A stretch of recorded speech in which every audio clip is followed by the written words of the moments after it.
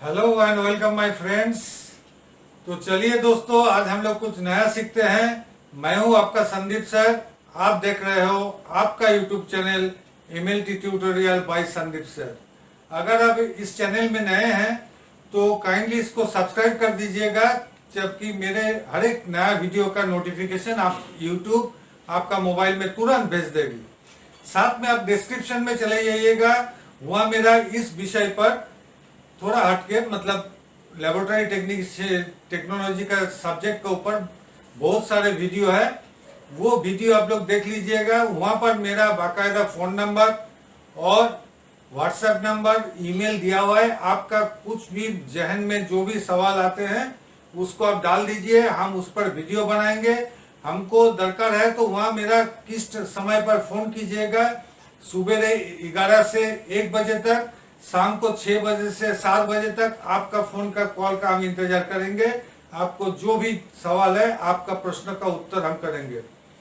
तो दोस्तों, इस वीडियो है आपको जहन में जो सवाल आया, जो सवाल आप लोग हमसे पूछे हैं, उसी का उत्तर लेके मैं आज आपका सामने हूं। तो इसमें देखिए कुछ जो है आपको सामने हम सब कुछ जमीनी हकीकत बताएंगे, जिसको बोलते हैं ground zero information. Ground zero information इसलिए आपको हम दे सकते हैं कि हॉस्पिटल में हम नौकरी करते हुए मेरा 35 साल हो गई, यानी हॉस्पिटल से मेरा 35 साल का नाता है, जिसमें हम लैब टेक्नीशियन का करियर से शुरू किए थे। आज क्वालिटी कंट्रोल का काम करते हैं, वो भी लेबोरेटरी और ब्लड बैंक दोनों हिस्से में। तो YouTube में बहुत सारे इंफॉर्मेशन होते हैं, जिसको YouTube बोलते हैं क्लिकबेट बोलते हैं। तो कुछ मिसलीडिंग इंफॉर्मेशन होती है जो कि जिसको ब्रो साइंस बोला जाता है। तो मेरा हर एक शब्द आपको हम बोलेंगे वो पूरे जिम्मेदारी का साथ, जमीनी हकीकत का साथ आपको हम शेयर करने वाले हैं। तो देखिए दोस्तों, आज का जो हम पढ़ाने जा रहे हैं कि ब्लड बैंक टेक्नीशियन, आप लोगों को जहन में है कि ब्लड बैंक टेक्नीशियन तो होना है, तो ब्लड बैंक टेक्नीशियन कैसे बनना है। तो सबसे पहले देख लीजिए कि blood bank technician, blood bank जो बनाते हैं, जो एस्टेब्लिशमेंट है, वो किसका हो सकता है। एक तो गवर्नमेंट यानी सरकारी हो सकती है, स्टेट, चाहे राज्य सरकार चाहे केंद्र सरकार, यानी कोई भी सरकारी हो सकती है। पीएससीज यानी पब्लिक सेक्टर एंटरप्राइजेस, जिसको पहले बोला जाता था पब्लिक सेक्टर अंडरटेकिंग्स, जैसे कि है कोयला, खान, इस्पात यानी सेल जिसको बोलते हैं, ये सब है पब्लिक सेक्टर एंटरप्राइजेस। प्राइवेट में कौन है, एकदम प्राइवेट कोई बॉडी, नहीं तो कोई सोसाइटी, और नहीं तो एनजीओ जिसको बोलते हैं नॉन गवर्नमेंट ऑर्गेनाइजेशन। तो ये लोग ब्लड बैंक का मालिक हो सकते हैं। आपको नौकरी देने का समय या तो यही लोग नौकरी देंगे, government, PSC, private society, NGO, यानी जो भी वहां का हेड होंगे वही आपको नौकरी देंगे, आपको जॉब प्रोवाइड करेंगे। लेकिन जिस दिन से आप ब्लड बैंक में ज्वाइन कर लिए, ब्लड बैंक का काम शुरू कर दिए, उस दिन से ये जो आपको एम्प्लॉय बनाया था, जो आपको एम्प्लॉयर था, उसको दायरे में आप डायरेक्ट नहीं आते हैं। ये तो गवर्नमेंट हो, चाहे पीएससी हो, चाहे सोसाइटी हो, चाहे एनजीओ, ये तो आपको पैसा देंगे, महीना भर का सैलरी देंगे। लेकिन आपको दायरे में इनका जो गाइडलाइन है, इसका गाइडलाइन से आप नहीं चलेंगे। आप किसका दायरे में आते हैं, सबसे ऊपर में आपको टॉप में जो बैठा हुआ है वो है सीडीएस को। सीडीएस को मतलब क्या है, central drug and standard control organisation. Central drugs standard control organisation, ये है सीडीएस को। ये सीडीएस को, यही गवर्न बाय सीडीएस को, यानी ये आप इसी का दायरे में आते हैं। अब ड्रग में कैसे चले गए, ड्रग में चले गए जैसे कोई ब्लड बैंक का क्या काम है कि कोई डोनर ब्लड देंगे तब पेशेंट को मिलेगा। ब्लड बैंक जगह जगह में कैंप करेंगे, वहां से डोनर यानी जो वॉलेंटियरली खुद ब खुद डोनेट कर रहे हैं, डोनेट मतलब तो दान होती है, वो तो खुद ब खुद ही होती है। तो जो खुद ब्लड दिए हैं, तो अभी डोनर का ब्लड आप कोई पेशेंट को देने जा रहे हैं, तो पेशेंट को जैसे दे रहे हैं, कब दे रहे हैं, पेशेंट कोई आदमी बीमार पड़ा तब वो पेशेंट बना, तब ये ब्लड बन गया अभी ड्रग यानी दवाई बन गया। ब्लड अभी ब्लड नहीं रहा, blood considered as a medicine यानी ड्रग। इसीलिए आपको जो टॉप है, आप किसका दायरे में आते हैं? सीडीएस को। अब सीडीएस को का अंडर में कौन है? डीडीसी।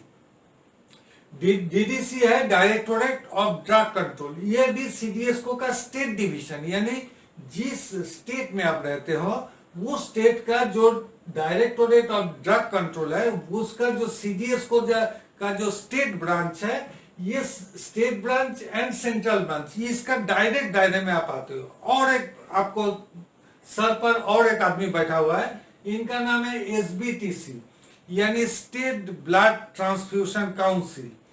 ये मेन होता है। ये तीन बॉडी जो है इसका डायरेक्ट दायरे में आप आते हो। और एक बॉडी आपका ऊपर बैठा हुआ है, वो है नैको, नेशनल एड्स कंट्रोल ऑर्गेनाइजेशन। क्या कहा है कि ब्लड के जरिए जल्दी से एचआईवी फैल सकती है, इसलिए ब्लड जब कोई डोनर दिया उसका बाकायदा कुछ टेस्ट होती है लेबोरेटरी में, तभी कोई पेशेंट का वो ब्लड इशू किया जाता है। तो ब्लड इशू करने के बाद पहले खास करके उसका एड्स यानी एचआईवी का टेस्ट होती है। तो इसीलिए नैको का जुरिस्डिक्शन में आप आ गए हो ब्लड बैंक। और एक बॉडी आपको ऊपर में बैठा हुआ है, स्टेट रेफरल लेबोरेटरी। अब हम बोले कि आप ब्लड देने के पहले कई सारे जांच कर रहे हो, उसमें एक तो जांच है एचआईवी यानी एड्स, जिससे एचआईवी से जो एड्स बीमारी होती है। इसका अलावा आप बहुत सारे जांच कर रहे हो, जैसे hepatitis B, hepatitis C, malaria antigen और है वीडीआरएल टेस्ट, ये सब वगैरह जो जांच कर रहे हो, ये जांच आप सही तरीके से कर रहे हो कि नहीं, आपको टेस्ट में कुछ गलती हो रहा है कि नहीं, इसको सर्विलेंस करने के लिए बैठा हुआ है स्टेट रेफरल लेबोरेटरी। तो ये सारे आदमी आपको इसका दायरे में ये ब्लड बैंक आती है। यानी इनका जो गाइडलाइन है, सीडीएस को, डीडीसी, एसबीटीसी, इसका गाइडलाइन पर ब्लड बैंक चलती है। लेकिन ब्लड बैंक का जो मालिक है, चाहे गवर्नमेंट हो, पीएससी हो, चाहे एनजीओ, चाहे सोसाइटी हो, इसका मालिक का बात से ब्लड बैंक रन नहीं होती है, ये स्पष्ट बात है। अभी देखिए ब्लड बैंक का जो 4 स्तंभ होती है, 4 जो पिलर होती है, ये 4 पिलर कौन होते हैं?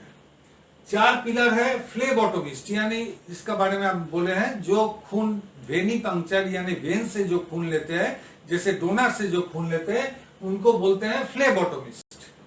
अभी आप ब्लड बैंक टेक्नीशियन, बीबी टेक हम लिखे हैं, जो ब्लड बैंक टेक्नीशियन जो बाकी टेक्निकल काम कर रहे हैं। अभी एक quality control manager, QC manager, quality control manager जो भी ब्लड बैंक टेक्नीशियन कर रहा है, फ्लेबोटोमिस्ट कर रहा है, उसका ऊपर टोटल क्वालिटी ठीक हो रहा कि नहीं, क्वालिटी कंट्रोल मैनेजर कर रहा है। टेक्निकल ऑफिसर क्या कर रहा है कि जो भी ब्लड बैंक टेक्नीशियन कर रहा है, इसका प्रोसीजर ठीक हो रहा है कि नहीं, मतलब मेथड्स, जो मेथड्स अपनाए हैं, जो टेक्निक आप अपनाए हैं, इस पर ये कंट्रोल करते हैं। यानी ये चारों आदमी है ब्लड बैंक का स्तंभ। इसका अलावा ब्लड बैंक में ब्लड बैंक बाकायदा ऑफिसर होती है। ये blood bank officer MBBS cadre से आती है, यानी डॉक्टर आते हैं। लेकिन डॉक्टर का यहाँ पर कुछ रोल नहीं है, सभी रोल इन लोगों को है। ये 4 स्तंभ पर एक ब्लड बैंक टिकी हुई रहती है। अभी ये फ्लेबोटोमिस्ट के लिए कौन सा कोर्स आप कर सकते हैं? डीबीबीटी यानी diploma in blood bank technology, और डीएमएलटी हम बहुत बार चर्चा किए, diploma in medical laboratory technology.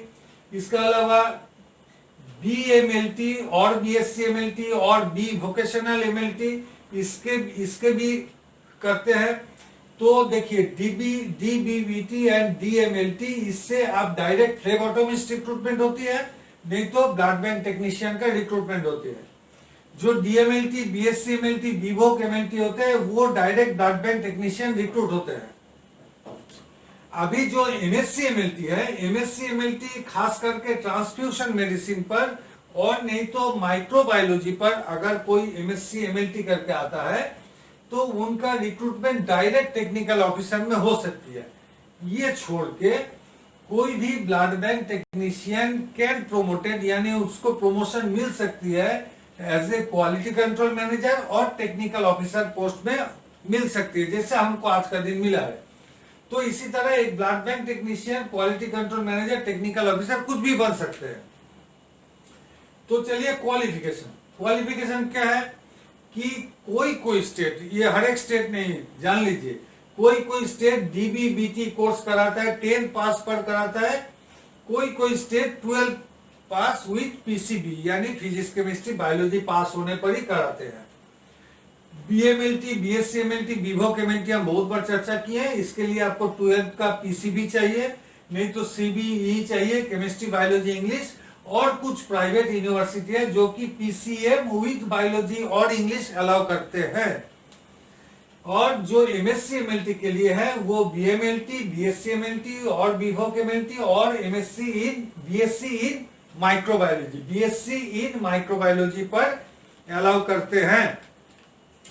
तो देखिए, जो डीएमएलटी के लिए आप डायरेक्ट इसमें आ सकते हैं, 12 पास पीसीबी का साथ आप डीएमएलटी डायरेक्ट कर सकते हैं। और बीएमएलटी पास करने के बाद आप एमएससी एमएलटी, नहीं तो बीएससी माइक्रोबायोलॉजी करने के बाद आप एमएससी एमएलटी इन माइक्रोबायोलॉजी कर सकते हैं। ये तो बहुत बार हम चर्चा किए हैं। तो देखिए, लेकिन जो भी जहां से भी आप डिग्री प्राप्त हुए हैं उसको रिकॉग्नाइज्ड होना, इसलिए हम स्टार मार्क देके रखे हैं। इनको रिकॉग्नाइज्ड होना एकदम जरूरी है, इसको रिकॉग्नाइज्ड होना ही होना है। ये डिग्री अगर रिकॉग्नाइज नहीं है तो ब्लड बैंक जॉब में कभी भी ये बॉडी आपको ऑब्जेक्शन लगा सकते हैं। ये पांचों बॉडी में से कोई भी ऑब्जेक्शन लगा सकते हैं। अब ये देखिए, सैलरी का हिस्सा में क्या है कि गवर्नमेंट को हम ब्लैक इंक से लिखे हैं, प्राइवेट को हम ब्लू इंक से लिखे हैं, ब्लू स्याही से। तो गवर्नमेंट का जो फ्लेबोटोमिस्ट है वो 25 से 35 हजार के मतलब 25 से 35 हजार का सैलरी का मिल सकती है। और प्राइवेट में 15 से 20 हजार का सैलरी होती है। ब्लड बैंक टेक्नीशियन में 25 से 40 हजार का सैलरी होती है, प्राइवेट में 20 से 25 हजार का सैलरी होती है। क्वालिटी कंट्रोल मैनेजर 40 से 60 हजार की सैलरी होती है, जबकि प्राइवेट में 25 से 35 हजार की सैलरी होती है। टेक्निकल ऑफिसर को 50 से 65 हजार की गवर्नमेंट सैलरी, जबकि प्राइवेट का सैलरी 30 से 40 हजार। ये भी जो भी हम यहाँ लिखे हैं वो लेकिन आपका जिंदगी का शुरुआती दौर का हिस्सा हम बताए हैं। जब आप करियर शुरू कर रहे हो ये सैलरी आपको मिलना ही है। इसके बाद देखिए, लास्ट ऑफ ऑल हम आपसे एक बात थोड़ा कड़वा सच आज बोलेंगे। हम तो बराबर मीठा बोलते हैं, बहुत कड़वा सच सुन लीजिए। कड़वा कॉशन होती है ना, सिगरेट का पैकेट में, दारू का बोतल में, गुटखा का पैकेट में कॉशन, इलेक्ट्रिक का पोल में कॉशन लिखी हुई रहती है। कॉशन में देखिए हम लिखे हैं अटमोस्ट केयर एंड कंसंट्रेशन। अगर आप सोचते हैं कि हमको जॉब मिल गया, चलो हम मोबाइल देखते देखते ब्लड टेस्ट करेंगे, मोबाइल में बात करते करते ब्लड टेस्ट करेंगे, मोबाइल में गाना सुनते सुनते ब्लड टेस्ट करेंगे, तो कृपा करके हाथ जोड़ते हैं आप इस जॉब में मत आइएगा। काहे कि ब्लड बैंक जॉब है जिसमें डिमांड करता है कि आपको पूरी तरीका से आपको मन संजोग होना चाहिए, कंसंट्रेशन होना चाहिए, पूरा 100% ध्यान से आपको कोई भी काम करता है। काहे कि ये पुलिस ऑफिसर का जैसा है, बंदूक से गोली निकल गई तो वो गोली वापस नहीं आ सकते हैं। आपको अगर कोई पेशेंट को आप गलती से दूसरा ब्लड इशू कर दिए तो फिर पेशेंट का कुछ भी हो सकता है। ये कड़वा सच हम कड़वा भाषा में ही बोले हैं, इसको ध्यान में रखते हुए बाकी आपको करियर बहुत अच्छा करियर है, इसको आप चुन सकते हैं। आपका यूट्यूब चैनल है MLT tutorial bye Sandeep sir. हम आपको साथ बहुत नॉलेज शेयर किए हैं, आप भी इस वीडियो को अपना दोस्तों में शेयर कीजिए। शायद आपको नहीं लगे तो दूसरा कोई दोस्त का काम में आ जाए। तो चलिए आज यही खत्म करते हैं, बहुत बहुत शुक्रिया।